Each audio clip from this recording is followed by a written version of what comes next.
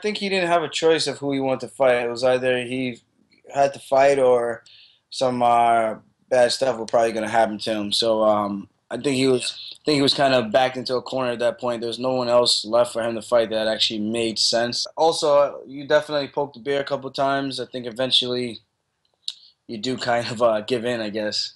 It's only something to take. TKO. I think he's crafty enough to stay out of the submissions. I think I'm gonna have to beat him up. So that's what I'm looking for. I'm hoping to get a first round, second round TKO stoppage. And if I beat him up too much and he decides to take the other way out, he'll put his neck out there the same way Johnny Eduardo did, and I'll snatch it up quick and I'll put the constrictor on him. Stylistically, it's a great matchup. I think it's a challenging matchup for me to really test my grappling skills to see where I'm really at in terms of measuring myself up with like a Rafael Sunsao, a TJ Dillashaw. And it's kind of, for me, I'm looking at it as a progressional step to being where I want to be. So I fought all these strikers, and I pretty much kill them with the ground stuff, and they haven't been able to really to do much, and even on the feet they haven't been able to do much in terms of their striking, and they're supposed to be well known for that. But yeah, so I think one step at a time. I think this would be the last piece of the puzzle to really see where I'm at and go from there, and hopefully I pass this test with flying colors and call out the winner of Cruz and Faber. I like both guys, but I've actually met Faber a couple of times. He's a cool dude, but if I'm gonna go based on the fight styles and of their performances of late, I'm gonna have to go with Cruz, just based on those things alone. I think everything I do is just different. It's a different style. Um, I'm not saying I can't be beat, but at the end of the day, I know I pose my threats. I pose some different things that these guys haven't seen before. It's one of those things where these guys are training with guys. They see the same stuff over and over and over. They fight guys who do the same stuff over and over. So they aren't seeing nothing new. I think with me, it's a unpredictable game where I just think you just never know what's going to happen. And sometimes I don't even know what the hell I'm going to do, man. Like that freaking arm triangle from bottom. I didn't even know I had that in my arsenal. I just pulled it out of nowhere, and it's just one of those things. So I think I definitely match up with those guys really well.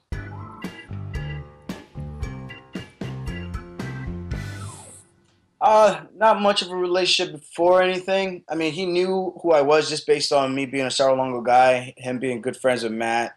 Um, he loved Chris, and I like Quinta. So I think just based on that, he just had a natural respect for me, kind of thing. After the free agency thing happened, well, during the free agency, after the press conference, he personally came over to me and just told me I handled everything professionally. I didn't like try to throw the UFC under the bus, kind of thing.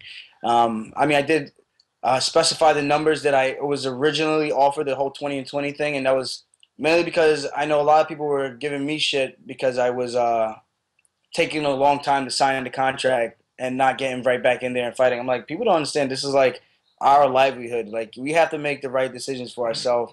And if we just go out there and just kind of just take whatever is given to us right at the snap of their fingers, kind of makes no sense in terms of the longevity and the financial backing when we're done fighting and when it's all said and done. So for me, I recognize what this is. This is a prize fighting sport. You need to scrape in as many pennies as you can, and set yourself up, set your future up for yourself, because the UFC is going to keep running. They're going to be able to keep promoting and keep doing this.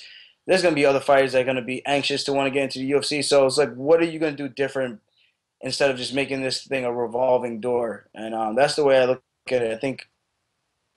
I think what I did would probably open up a lot of eyes of the younger fighters, maybe. If not, there's a lot of uneducated fighters out there right now. I mean, there has been an increasing, I guess, population of fighters that come in with a college degree, such as myself and a few other guys. But I think there's still a great amount of fighters who just don't get the business aspect of the sport yet.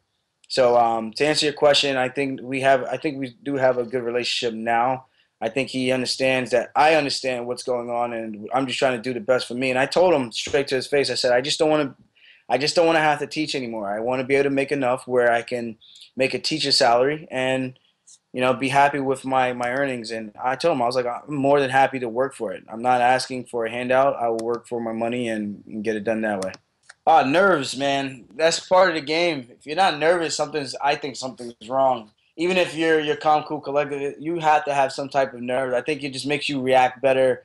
I think it heightens your sense of your, I guess, that fight or flight mechanism that we're just born with. So I think if you have those nerves, I think it definitely uh, elevates those I mean those characteristics, whether your speed, your reflexes, your I think it broadens your visions for you to be able to see things a lot clearer and more precise. And for me, I think it works for me. I live in the moment, so I enjoy going out there to fight. I enjoy the walkout. I never used to watch the walkouts whenever I had my fights, and now I do solely for that reason, just to take everything in because it's such a short career window where I feel like a lot of guys don't take time out to smell the roses. They just kind of tunnel vision in the cage, out the cage. I'm like, nah, man, I want to like see this whole thing kind of unravel. I want to be able to remember this and be able to describe the crowd, describe the atmosphere, and that kind of thing. And I have a saying that's called "I come alive in the nighttime," and I truly do believe that. Sometimes I don't have the best training sessions, but I know on fight night I've done a really good job so far of showing up, and yeah, man, I'm excited. I'm excited for this. Yeah, don't become this guy's highlight reel. That's pretty much the main thing is go out there and you fight. You leave it all out there. And it's just one of those things where I'm just like, it's either him or me, and it's just you got to do everything. I got to do everything I can in my abilities, everything possible to be the better man that night. So even if I'm not feeling good or I'm a lot more nervous than what I normally am, kind of thing. Is how do I channel that and make it ultimately work for me? How do I still keep control and be the puppet master and dictate the fight, opposed to letting the guy kind of control the waltz, kind of thing?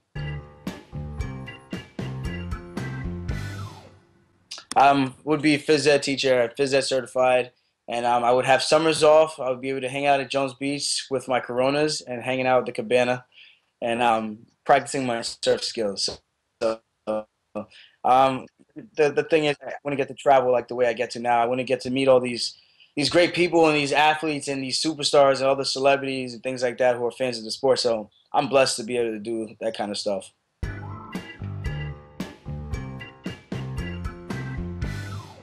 Yeah, I think the new contract. If I go out there and I win, if I win and I destroy Mr. Tate, make him curl up like a little cheese doodle, I think I think I'd be sitting pretty well for this year, and that's only one fight. And then the second fight, I'll be able to double that and plus some. And then, granted I win and things go well, then I think 2016 it would be a great year for me financially, for my family. My mom doesn't even have a green card, man. Like it's just one of those things where I'm from a family of 20. I'm kind of left with this burden of my mom not having a place to go. She's unable to work. She's not with my dad anymore. They just recently got divorced.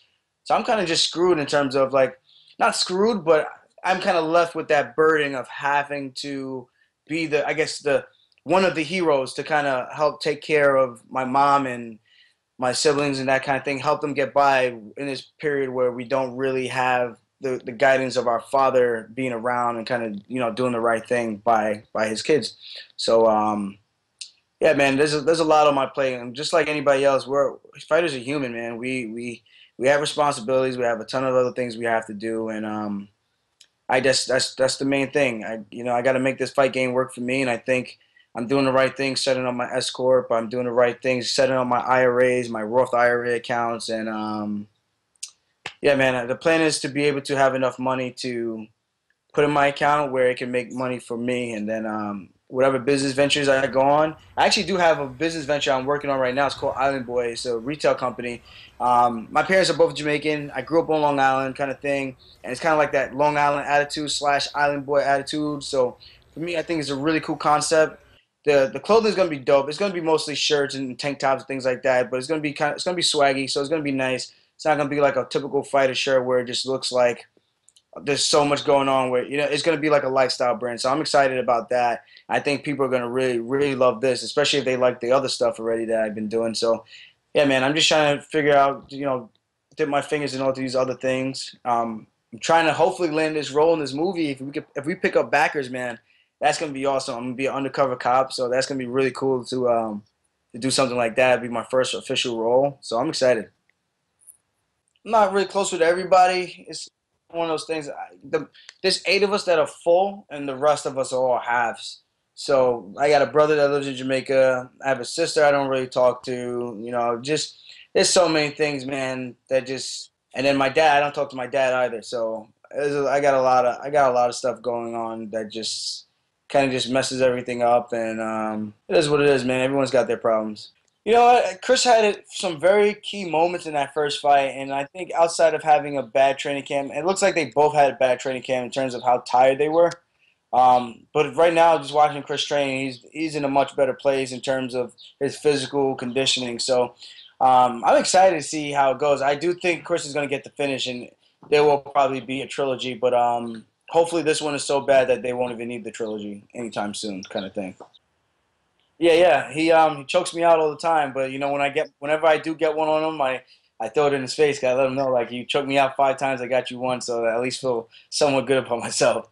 I sneak one in there somehow because he's just like after you choke somebody out a couple of times, you kind of get a little lazy. You're just like, I can do whatever I want, kind of thing.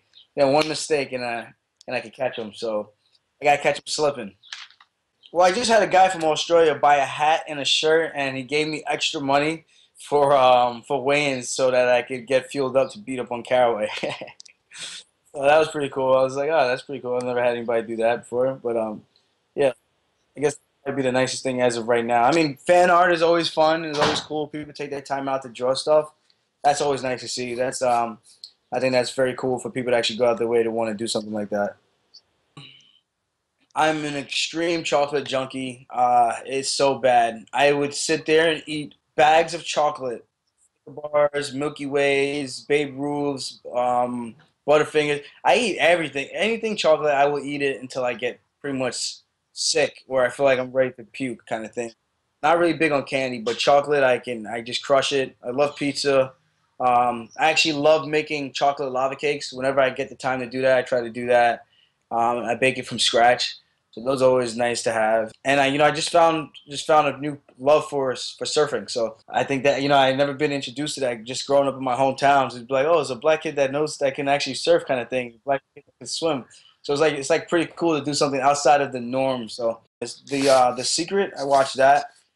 That really like kind of just shaped my mind up a lot. And even watching that movie 7 Pounds by Will Smith. There's a bunch of different movies out there that get you that motivational burst of energy where you're just watching, you get up and you're like, I'm ready to go run like half a marathon or something right now. A quote I live by: "When I dream, I work reality." It's one of those things I believe in. It's something I thought about, and I was like, whenever you have dreams, man, you have goals. You gotta work and make it a reality, kind of thing. And that's what I've done from the very beginning. And I said that from I think my first pro fight, and here I am today.